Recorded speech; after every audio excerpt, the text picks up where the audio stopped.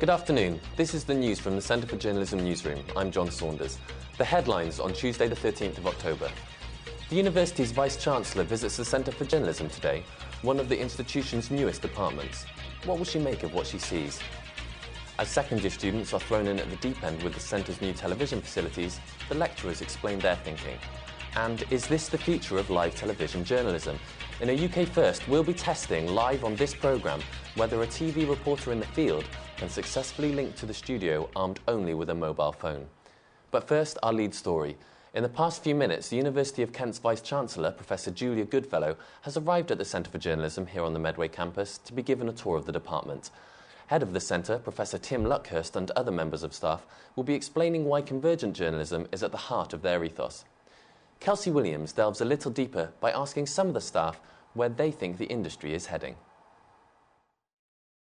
Here at the Centre for Journalism newsroom, it's all about convergence. But what is convergent journalism? Convergent journalism is about taking the essential elements from newspaper journalism, from broadcast journalism on radio and television, and from online journalism, and putting them together in one kind of giant toolkit which our students are going to be accessing throughout their careers. The students that we're seeing are very often very comfortable with technology, so we try and work with that. So the technology is very important, but it's vital that our students realise that it's not all of what this is about, and that they have to choose the technology that's appropriate to the story that they're telling and the medium in which they're telling it.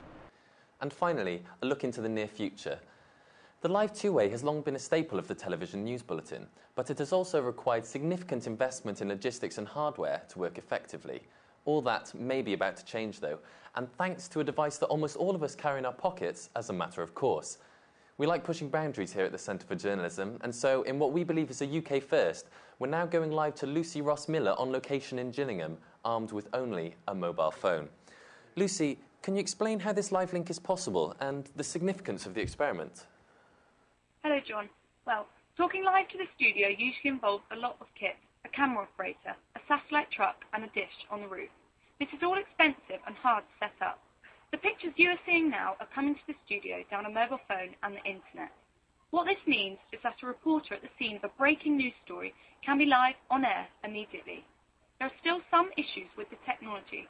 For example, there's a big time delay and the sound quality isn't perfect. But I've no doubt in the future we'll see many more TV reporters working like this. Back to you in the studio, John. Thanks, Lucy. That's all from us here, but remember you can find more on these stories at centreforjournalism.co.uk, and you can also catch up with us on Facebook and Twitter.